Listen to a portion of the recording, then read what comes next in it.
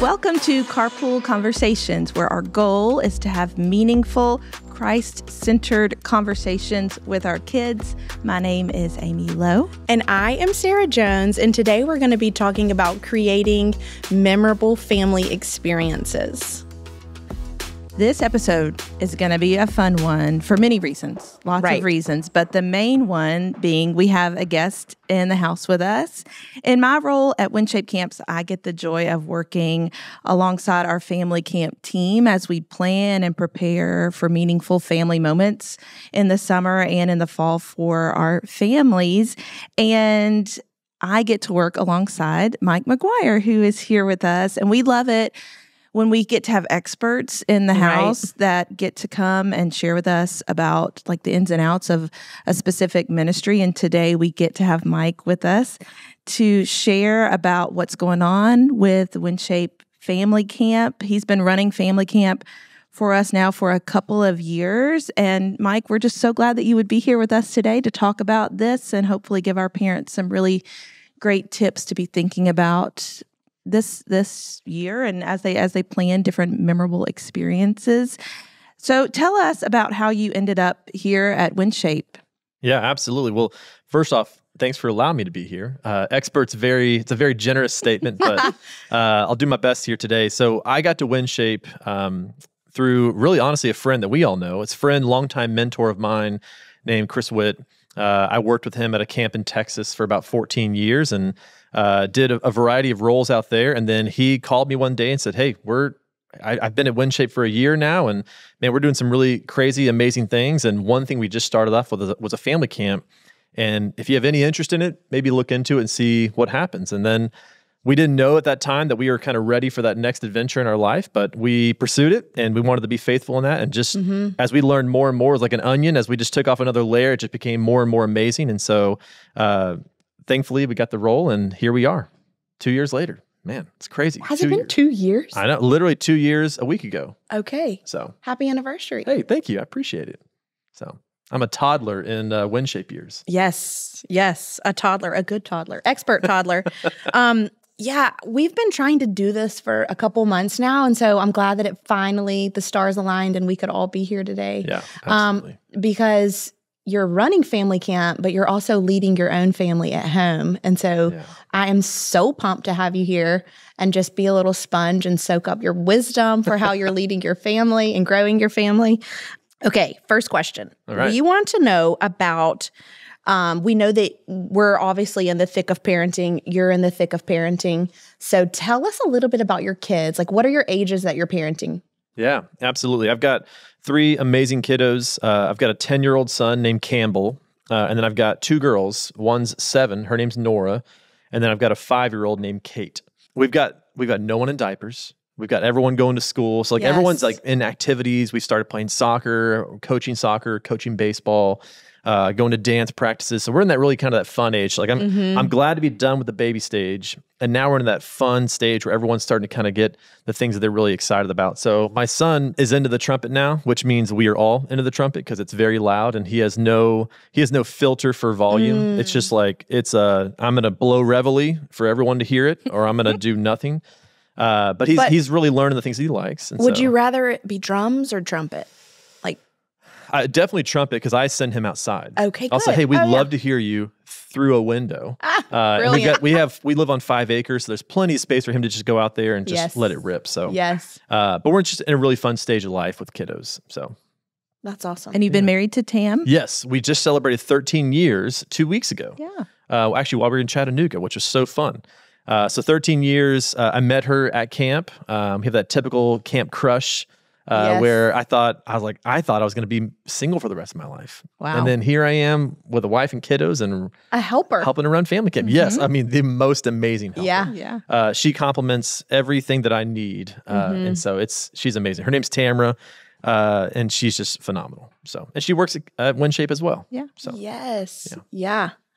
So tell me about before you got to WinShape, had you ever even heard of WinShape or WinShape Camps? So I knew of it. Okay. Being in the camping world, my first thing that the only reason I knew about WinShape was I worked at Chick-fil-A in high school and college and did a lot of time there. And I always took my break at the same booth every single day. And there was literally a picture of WinShape. And I always kind of looked at it and thought like, what is that? What is this weird thing called WinShape? And the only thing I knew about really other than just Chick-fil-A was my dad went to high school with the Cathys. And their faces were on that painting or that picture. And my dad would say, hey, I know that. That's Dan and Bubba. Those are my classmates. So you're kidding. Yeah. So Crazy. Yeah. In Atlanta. Yeah. And now I actually shared an elevator last week with Bubba.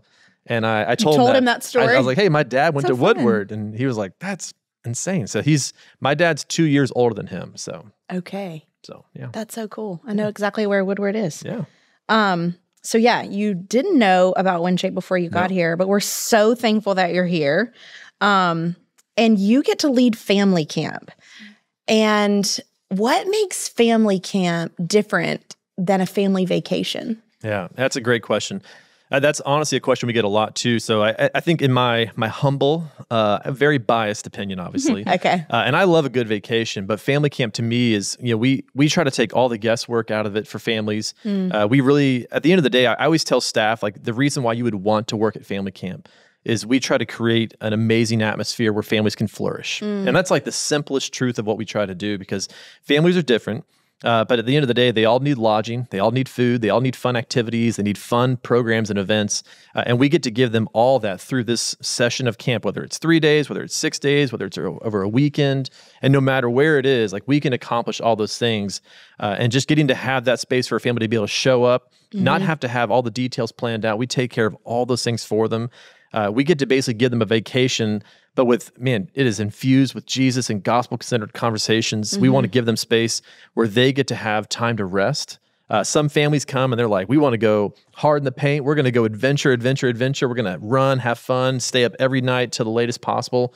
And some families just want to rest and they want to chill and they see all the hammocks and the trees and they just say, I just get to go sit and hang out. And sometimes that's just what a family needs. So that sounds lovely. It is amazing. I would agree with that. Yeah. And then I think too, like selfishly, my family gets to come to family camp. Yeah. And that was one of the biggest things that drew us to WinShape was not only the chance to be able to serve families, but able to do it in a Christian camp setting that we already knew and love. I mean, that's the only job I've ever had is in Christian camping. Wow. And now to be able to do that with my family involved is just one of the biggest blessings. And they love it. My kids come alive at camp. My youngest daughter, you will not see her. She wakes up in the morning, puts clothes on, and she's gone.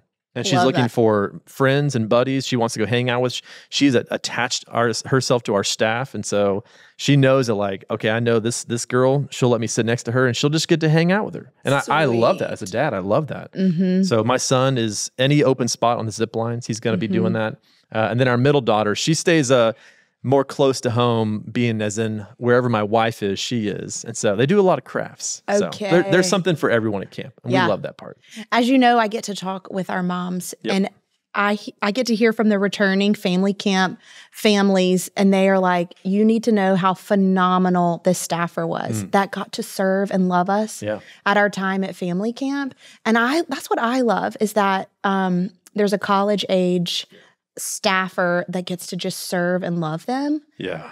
It is. To me, it's one of the things that takes it from a great vacation experience to just really a transformational experience because we hire staff and we tell them your main job is basically to cater to the needs of this family. And so we want to try and pair up the right staffer with the right family. And so we have staff, for example, there's a girl we hired 2 weeks ago and she came from a large family. She's one of 12 kids.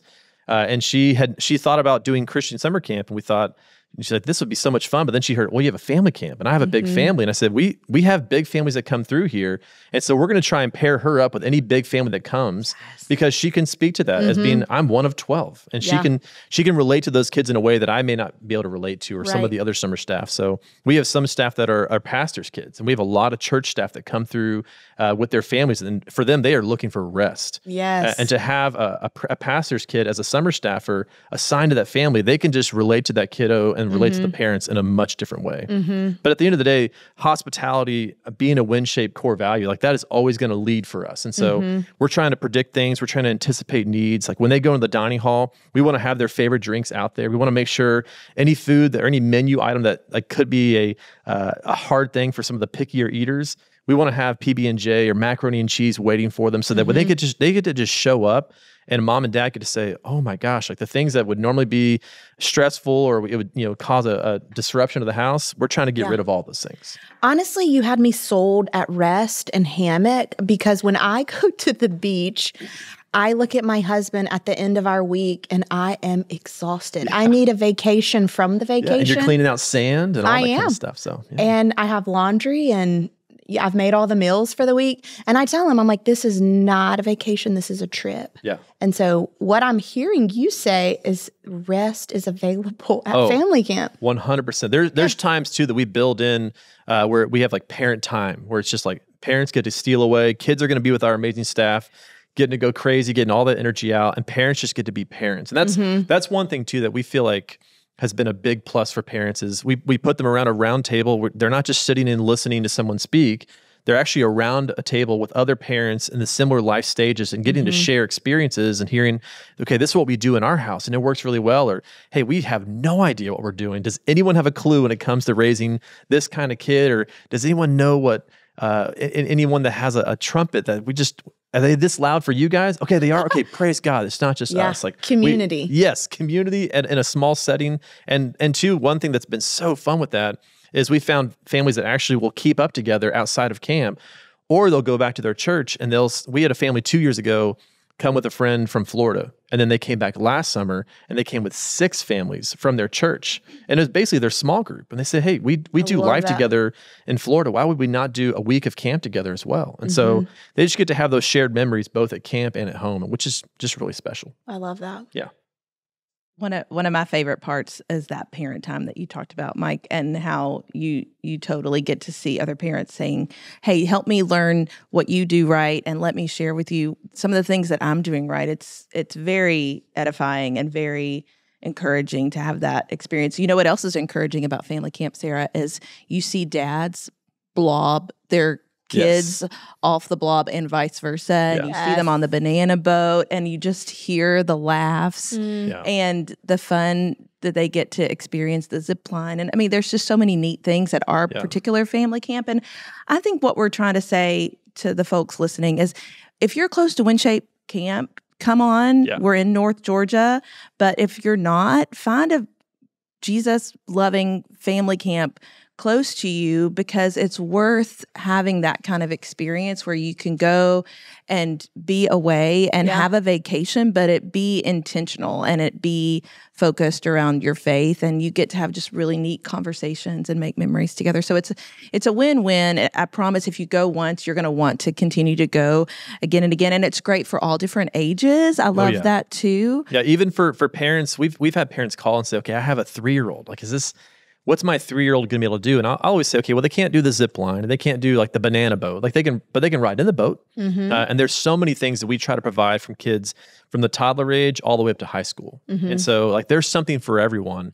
What we found is parents that come with the youngest kids, a lot of times it's like their first kind of jump into, okay, what is camp? Do I really want to do this? And it's an easy way to do it because we have 3-day options, we have 6-day options. And so to just get away for a weekend essentially, is sometimes they thought, okay, I didn't know I needed this. And I was so fixated on what will my 3-year-old do all day. I didn't realize that your amazing staff will come and say, hey, she can go for a walk with us, or we've got bikes over here. They can just hop on a bike and we can go wherever they want.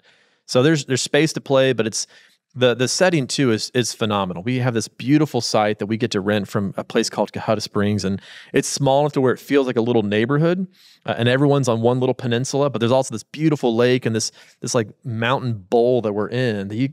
Outside of that, it's just all national wilderness, and so you just kind of feel like you're out in the middle of nowhere, and you are to an extent, but you're at a place where it's all kind of confined in a good, safe space, and it's so helpful for little kids and parents that don't have to wonder, okay, where's my kid? It's not that big to where you're going to get lost at all. So I think our Our youngest participant was 3 months old or 4 months old. Yes. And our oldest Babies. was in their 80s. Yes, late 80s. And she went on the zip line. She said, hold my cane. Yes, she literally got and to the top. she got on the zip line. Yeah. Goals. Yes. That's me. I mean, at just hold age. my amazing. cane. Hey, and that It was the best. 3-month-old, one of the things too, like that kid immediately was the most popular camper. Because every one of our staff, especially our young ladies, are like, I will hold your Yes. baby. And of course, that mom was like, yes, you will. Yes. And I Win-win. will go take a nap, and it will be amazing. So, Yes. Okay, so we hopefully have established for the moms and dads listening that family camp is worth your time. Find one, go and experience it, and then let us know what you think. Yeah. But more than that, I think what we hope to do at family camp is create intentional rhythms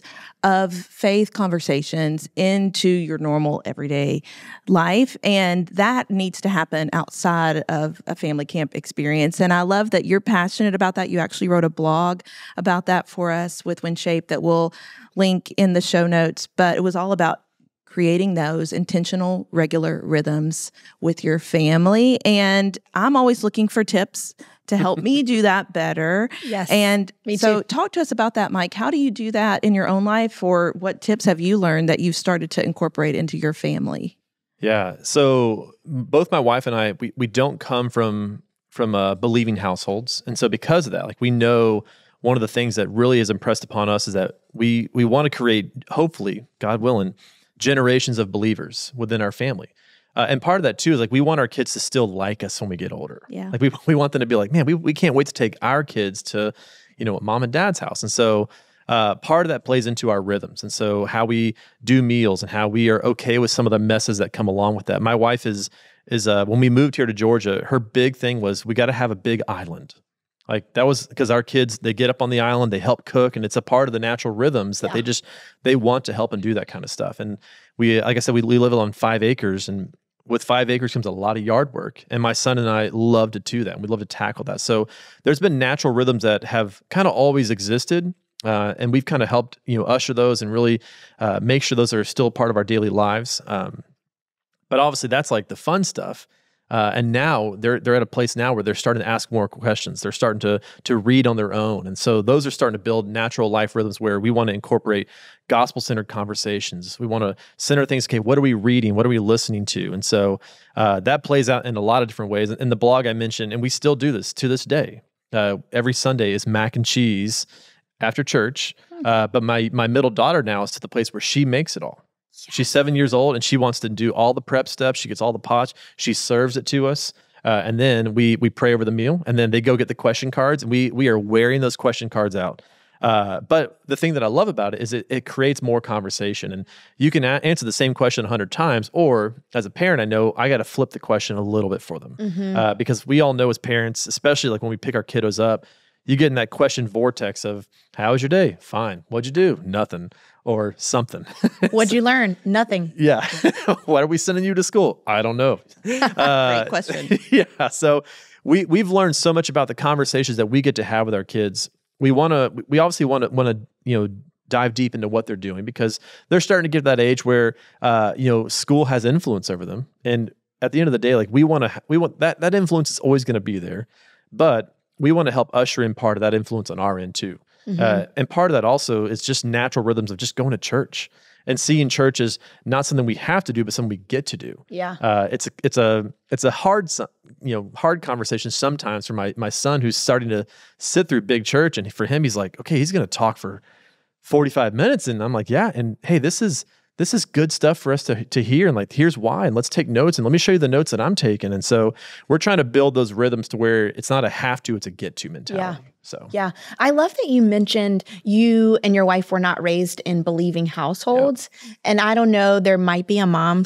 listening whose child is very uninterested in who Jesus is and following him. Yeah. But what I would want to say is that God never stops pursuing the lost. And so I love that that's true for your story. Yeah, and at times it's hard because we weren't raised with that foundation to draw from. And it also means that the way that my parents and her parents still talk, they don't use the same language as us. Yeah. And so sometimes we have to be like, hey, I know that Grandpa said this, or this is how we say it, or I know that they do this at that house, but this is how we do it at our house. And it's different, and that's okay. What a beautiful example. So lots of opportunities to reframe. Love it. Yeah. I also want you to mention we are piloting mother-daughter weekends, which Amy and I got to be a part of our very first pilot mother-daughter weekend, and father-son weekends. Yeah.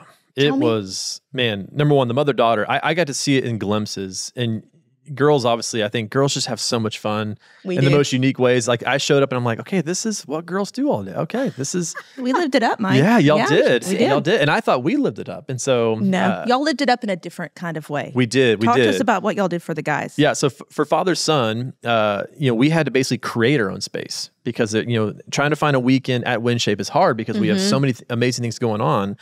And I thought, well, there's an opportunity for us. There's space abounding here in North Georgia. And so we found this amazing piece of land that this guy bought. It's 5,000 acres. And he has the Etowah River going straight through it.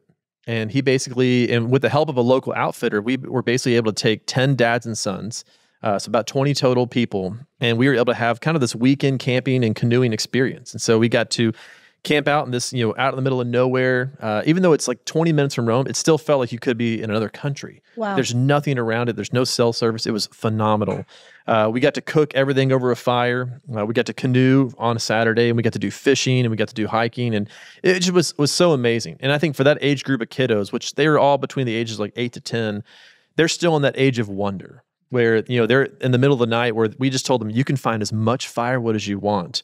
And you tell a 9-year-old kid that, and they're like, I will cut this whole forest down. And we had to like put some parameters around it, but they said, whatever you can pick up that's on the ground, we can put in the burn pit at some point. And so just getting to have kids a chance to have that, take that leash off of like, we're trying to do, and I heard this amazing thing from David Thomas that he's trying to encourage dads to focus on connection over correction. And that was something that I really try to tell the dads that weekend is there's so many things that we say are no to our boys on, right? Whether they're being crazy or whether they're too loud or too this. And I'm like, hey, out here, there's no one they can annoy, all right? There's nobody that they can be too loud for. There's no amount of food that we're going to say no to. So let's let them live it up. Let's focus on connection this weekend. You get to have your own tent. You get to do all these amazing things, your own canoe. You can go as fast as you want. You can go as slow as you want. Make this whatever you need for your son. And then one of the ways that we love to cap off a weekend like that is, as I encourage the dads before they showed up, to write up what we call a blessing. It's pretty standard thing. I know the ladies did it too over the mother-daughter weekend, but it's a chance for a dad to reflect on their son, where they're at in life, the things they see in them, the things that they see them in the trajectory of where they're going, and ultimately just wanting to bless them in that time right there. And it's one of those things that, again, my dad did that for me, but never with a mixture of, okay, this is where I see the Lord in you. This is where I see the Lord has gifted you.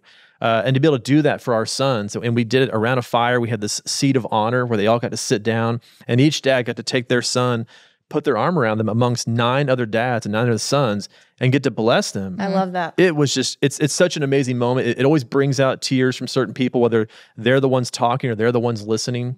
You get to hear too, just different kids and like their different giftings and things they may not know about themselves. And so it's such a tremendous time. It's such an impactful moment. And we all wrote ours down. And so it's something that I gave to my son afterwards to say, hey, this is for you to have, and that you can always draw back on this. And hopefully as a dad, that will be an annual thing. Like that's not a one time when he's 9, I'm going to do this. It's when you're 10, because you change every year. Yeah. And even as parents, I heard an amazing, like, just very convicting quote of like, as parents, we change usually every 2 years. We change our styles, we change our habits, we change so much about ourselves. And so our kids are changing too. And so why would I not take that moment to see what's in him and tell him that every year, even every 6 months? And so that's right. It was an amazing time. We loved it. That's right. So I love the blessing portion of the mother-daughter weekend so much so that every Friday when we celebrate Sabbath, it's a weekly rhythm of blessing, and it's publicly with our little family, and my husband and I just say a blessing over them. That's awesome. We have seen some sweet fruit from that. So I don't know who needs to start it, but look at that rhythm right there. Right? Your blessing that you speak over your kids, you're just calling out who God has created them to be. And sometimes they forget and they need to be reminded. So Or what I found too is sometimes the things that I feel like I almost I'll snuff out of like, okay, I want to kind of minimize certain things. I'm like, no, I need to maximize that. Yes. Whether it is like my son has such a motor, like he is just, he's up in the morning and he's dressed and is eating breakfast in less than 3 minutes. Like he is just so quick and he is going. But a lot of times that going also rubs off on his sisters and he's kind of loud. But at the end of the day, he's also my helper. And he's the one that because he has that motor, he just keeps going and he can help me. We do dishes every night and he empties the dishwasher and we could have those conversations there. And so I'm so thankful because by that time, the girls, they're exhausted. They're done for the day, but he's like, I want to still go. Let's keep going. So I've had to remind myself that I don't need to always minimize those things. I need to sometimes figure out, okay, how do I maximize the opportunity? Because it's there, but a lot of times I'm like, slow down, quiet down, all these things, down. I'm like, no, I need to give him a space to be, doing more things. Like the dishes. Like Brilliant. the dishes. Yeah, like cleaning. Yeah, all those things. So I love that you talked about the canoe trip. Again, that's something that you can organize. If you organized it and you just got friends that you knew and people that love WinShape and get together, and it doesn't have to be complicated, but what a memory. So that's a challenge. Again, Sarah and I got to do the mother-daughter pilot. It was for younger girls and middle school age girls, and we just keep talking about that weekend and how impactful it was. And probably my favorite quote from one of the moms was, she said, I didn't know how much I needed this. Yeah. I didn't know how much like our relationship needed this. I think so many of them were like, this will be fun and we're going to go get away. But I don't think they realized the amount of relational capital that they were going to get from that time that they're going to be able to build on after that. Like even me and my daughter, like we went, it was a few months back and we still are building off of that just intentional time that we got to spend together. We got to say things to each other that we wouldn't have said otherwise, and we got that space away from each other. I mean, we got to be silly with them and have so much fun, and just there's so many things we're going to be able to draw from. So I think what I would love to say is, again, WinShape is a great place. We're going to start doing more of those. We've done the pilot so that we could kind of get our feet under us, and now we're going to be offering that more. So check the website if you can come to us in the future. But again, lots of places do those kind of things, and you can go find any of them that you want to, that are close to you, that are good. Again, it will be well worth your time to do that. Agree. And we would highly recommend just finding a spot like that. Again, go once, you're going to want to continue to go back. So, Mike, one of the things that you shared with me a while back that I've always just kept coming back to is you heard, maybe it was a podcast about bringing something to the dinner table. Tell me that story again so that everybody can listen. And I was thinking about it. Like, I cannot remember where I heard it, but I remember that thought just like you. And I was like, man, how many times do I show up and I talk about my day? I talk about all the things that I did, and my kids do not care how many meetings I went to. They don't care about the files I created or this really cool schedule, or all right, I'm way more efficient. They could care less about that. Or your Asana task. Yeah, they don't want to see how many unicorns flew across my screen when I clicked them off. But what he was talking about was just the idea that our kids, they have that age of wonder. Again, that and I use that phrase, I think I got it from that podcast. And they talked about how one of the dads, like, I looked at it as my task every day to come home with something new. A new idea, a new question, a new thought, a new fact that I learned, so that when I walked in the door, this guy would say, I would literally walk in the door and my kids have an expectation of, okay, I can't wait to hear what you came with. Like, what you got today, Dad? Yeah, and I just thought about that. I'm like, man, do I build that expectation? Like, when I walk in the door, my kid's like, man, I can't wait to see Dad because he's going to have this really cool idea. Or is it like, hey, Dad, how was your day? Oh, good day, long day, crazy day? Oh, man, that's tough. Holy cow, that's cool. All right. And instead, like, I've had to think, okay, what can I listen to on the way home? And that was the encouragement of, like, what are things that I'm trying to put into my head that I could then put back out to my kiddos? Yeah. What are things that I can say, okay, I learned this really crazy fact today. Who would have ever thought that fill in the blank. And so, like, one thing that I've had to learn how to do with that too is I love to read. And so when I read something that's interesting, I try to either write it down or I'll stop what I'm doing, find one of my kids and just be like, did you know, or have you ever considered this idea? Yeah. And sometimes they're like, great, thanks, Dad. Appreciate that. Other times they're like, I had no idea. And then it sparks that conversation. And so just that idea that I'm trying to create those moments where I can go to my kids with that. It's just been it was a really helpful thing. And so I would love to encourage moms and dads, especially where you do feel like you're in that moment where you ask the same questions over and over and you feel like you're getting the same responses. I was reminded by Todd Graham how much that is on us as the parent. It's not that they don't have good answers, it's that we aren't asking great questions. Yep. So that was always a good memory for me to say, okay, am I asking the right question? Does my son care about these things? Or do I need to change the way I'm asking or change my approach? So that's fire. Yeah, that's fire. It is. That's what the high school kids say these days. Okay, where do you find your source of inspiration as a dad? Like, what fills your cup? Yeah, so I love reading. Huge, avid reader. And I love to read biographies as much as I can. Okay. Because in my mind, like if somebody had lived a life worthwhile of having a book written after them, there are things that we can glean from that. So in January, I read 2 biographies. I read the new Elon Musk biography, which I'm not advocating for his parenting style. He's a unique, but the things that he has done is on the same level as like a Leonardo da Vinci. I mean, he has created things that no one else has done. And like that is like a moment to celebrate and to have conversation, spark around. One I finished this past weekend was a biography on Martha Berry. Wow. And I'm telling y'all, working at WinShape on the back of Berry College, I drive through that place every day. The amount of history and intentionality that has been developed there over the past 100 years will blow your mind.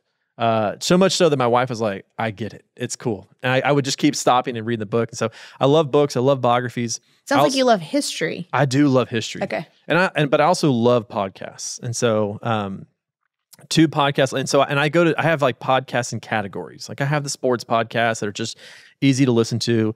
But then in the mornings, I take my dog for a walk every morning and I listen to theology podcasts to kind of start my day off and fill my mind with good things. And so 2 that stand out is one is called the Family Discipleship Podcast.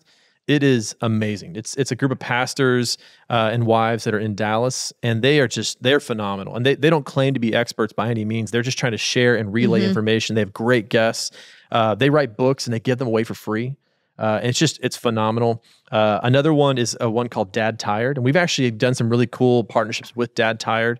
So check out Jared Lope's Dad Tired. It's amazing. It's a very appropriate name for dads because we are trying as much as we can, and we feel like we are always not just necessarily failing, but just we're always like at the end of the day, like, man, we are just exhausted by this. And parenting is exhausting. So, and then one fun-hearted one, I got to give a plug for this, Dadville. Man, I'm telling you, my wife has become one of the biggest. Is that a podcast? It is. So it's Dave Barnes and John McLaughlin. Okay. 2 musical artists. Yes. And 2 really good ones, right? From our time. And they will interview other dads. And but it's very lighthearted. So don't think like, what am I going to glean wisdom-wise from this? But David Thomas is the unofficial mayor of Dadville because they've had him on like 4 times. What a good mayor. Because, he's phenomenal, right? So he's in the trenches. He is. And so they have great guests. It's just very lighthearted, very fun. So what good tips. I'm going to go find these and give them to my husband too, so that he can hear. And I love your biography thing. My daughter is a teenager now, and she is starting to read lots of different types of books. And she's reading Truett Cathy's biography right now. Nice. And it's so fun. And she's like, I love him. I was like, I know, I love him too. Okay, well, thank you, Mike, for being here with us today. We've had such a great time. We really appreciate you being here. And we always end with a question because, just like you said, we love coming to the dinner table, coming to our time with our kids with a really fun question, and it's based on our time today. The question is, what is a regular thing we do in our house that you are glad we do, and why? So that will help them to say, okay, we do this every week or every month or pretty regularly, and this is why I love it. And I think it just helps shine a light on that, and maybe it'll teach you that, hey, they're rolling their eyes, but maybe they really do like what we're doing. Yeah. So ask that question, see what they say, and maybe you can add some more intentionality into your parenting in that way. And we really appreciate you taking the time to listen to us today, and we will see you next time. All right. Bye, guys. Bye, y'all.